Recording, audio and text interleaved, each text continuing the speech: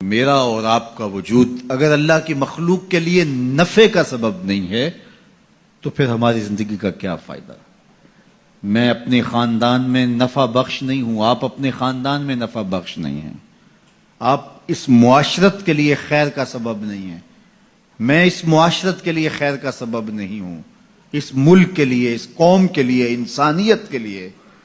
میں اگر خیر کا سبب نہیں ہوں تو مجھے سوچنا چاہیے کہ میں کہاں کھڑا ہوں، میں اشرف المخلوقات کیسے کہلاؤں گا؟ ایک درخت بھی چھاؤں فراہم کرتا ہے، آکسیجن دیتا ہے،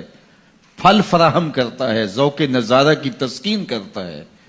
اور جب کچھ باقی نہیں رہتا تو وہ لکڑی کا کام دیتا ہے، اور اگر وہ اتنا کمزور پڑ جائے کہ اس سے کوئی چیز نہ بن سکے تو پھر بھی مٹتا مٹتا تمہاری ہنڈیا پکا کے جاتا ہے، تمہاری ضرورت کو پورا کرتا ہے، تمہارے ایندھن کے کام آتا ہے۔ وہ بوڑھی بھینس جو اب دودھ دینے کے اور بچے دینے کے قابل نہیں رہی،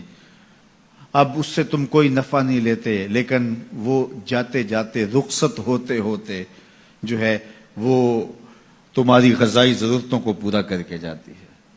اور اگر تم اس سے غذائی ضرورتیں پورا نہیں کرتے، تم کہتے ہو کہ نہیں یہ اتنا بوڑھا وجود ہے، تو پھر بھی اس کے چمڑے سے تم جوتے پہن سکتے ہو، تم اور چیزیں جو ہے وہ اس کے چمڑے سے بنا سکتے ہو، وہ اس دنیا سے رخصت ہوتے ہوئے بھی تمہارے لیے نفع بخش بن کے گئی۔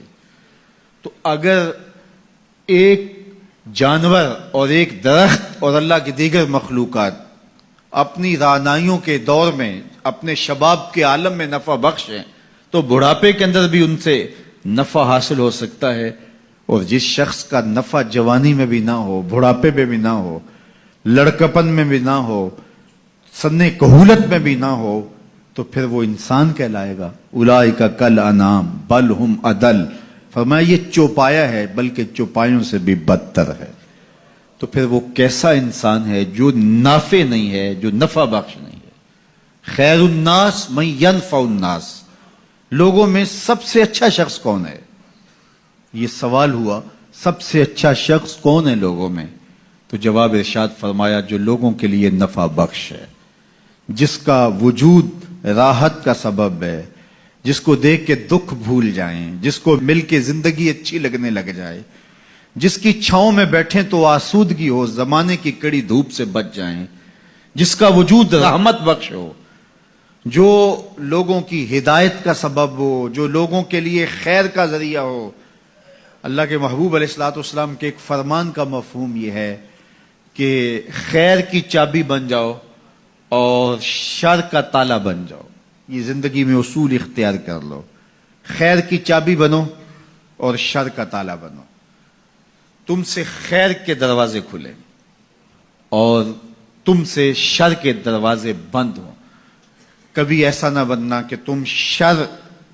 کی چابی بنو اور خیر کا تالا بنو۔ تم جہاں رکو، جہاں ٹھہرو، جہاں سے گزرو، وہاں خیر پھیلتی چلی جائے، تمہاری مہک سے لوگوں کے مشام ہستی معطر ہو، لوگوں کے دلوں میں، آنگن میں بہاریں آئیں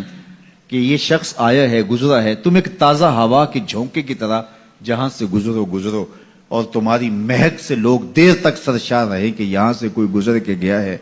نہ یہ کہ تم جن راہوں سے گزرو وہاں کانٹے بکھیرتے چلے جاؤ، بعد میں وہاں کو چلے تو اس کے پاؤں زخمی ہوں۔ تو فرمایا تم خیر کی چابی بنو اور شر کا تالا بنو، ہمیشہ خیر بانٹو، اچھائی بانٹو، بہتری بانٹو، لوگوں کے لیے صلح اور امن کے ضامن بنو، لوگوں کے لیے محبت کو پھیلانے والے بنو، لڑائی، دینگا مشتی، فساد، شر، الجھاؤ، تضاد اور نفرتوں کے بیج اور کانٹے مت بونا، ہمیشہ خیر کی چابی بننا اور شر کا تالا بننا۔ اس لیے بہتر شخص وہ ہے کہ جو لوگوں کے لیے بہتری کی ضمانت بنتا ہے اور اس کے وجود سے لوگ بہتری پاتے ہیں۔ سب سے بڑی انسان کی ضرورت ہدایت ہے۔ سب سے بہتر اور اشرف لوگ انبیاء علیہم السلام ہیں، جن کے وجود سے ہدایت پھوٹی اور لوگ اندھیروں سے، ظلمتوں سے نکل کر ایمان کی روشنیوں میں آئے۔ سب سے بہتر لوگوں کو بانٹنے والا، لوگوں کے لیے نفع بخش وہ شخص ہے جس کا وجود ہدایت بانٹتا ہو، جس کا وجود خیر